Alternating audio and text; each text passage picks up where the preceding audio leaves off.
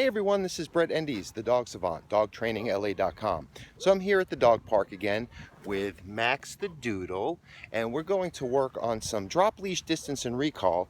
And I'm here working with a 30-foot cotton web training lead. So the goal of today's session is to teach Max some impulse control around other dogs and how to listen from increasingly longer distances and time durations and different angles, despite what's going on around him with the other dogs. So what I'm going to do here is put Max on a sit because that's his strongest command, and I'm going to work off of that. So let me engage him in that. Sit.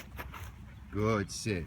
And I'm going to now walk away step by step and try to get as far as I can while maintaining his general level of focus. If I feel he's really losing it, he's stretching out, I call it bobbing and weaving, I might want to come in. You hear this clicking, that's me snapping my fingers. I find at times, and admittedly I do overuse it every once in a while, it's a great way to get a dog's attention, versus responding to them every time they're physically breaking a command. You can check their mind so they can build this attention longer and longer and have a consistent physical state going on, because I can keep the mental state maintained.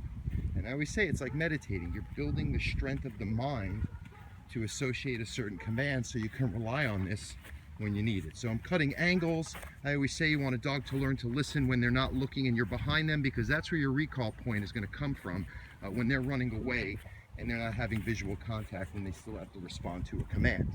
Okay, so I'm going to try to push some distance. He's doing well, but see how he's leaning in, he's projecting a bit, and that's only going to elaborate if I keep walking further. So instead I'll take the time, because this is new. This is only our second session at the dog park, and the dogs are here behind us, so that's what he's getting distracted by. But I'm going to push this sucker if I see he's focused. I know he has great potential, and he's a smart dog. He's a good dog. So I really go as far as I can. Safety is always something you want to factor in. So even with a long leash, a dog can get away from you.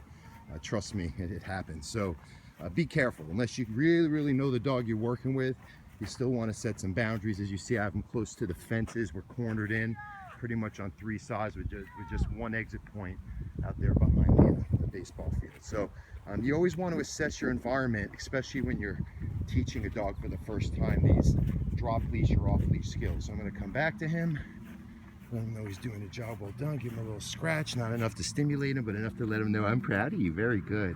Good sit. So let me push it one more round. Now what we can do, and this is new, so he's pretty choppy at it still, but see if we can add a recall. So try to at least get to the end of my leash because I want to be able to work it. This is going to be tricky for me to do while I'm holding a camera, and I don't have my tripod today, so I'm going to try to do it without holding the lead. But when you're teaching a dog, you really want to guide them in so you get a nice consistent straight line or a straight track down the pipeline so they end up in front of you or next to you, whatever you prefer. I like to put them in a stationary command like sit once they get into my location. So even here, he's losing focus. So let's see how me walking in, it just gets his attention back. It's all a mind game. It's not all about physical responses all the time. It's about getting inside their head in a good way so they can feel peace in the moment and security in the commands and the role you take in their lives. All right, so let's see if we can end strong.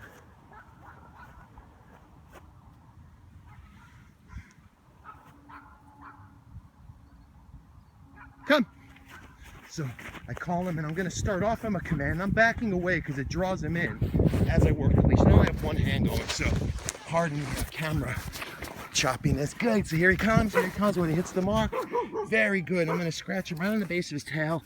Why they can't reach, and I always say it's like getting a special massage, and if you hear a word that cues it, you're going to want to respond to it no matter what else you're doing.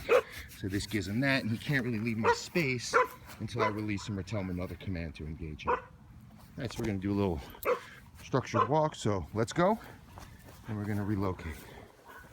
Hey, thanks for watching. Please subscribe, and love your dog. Have a great day.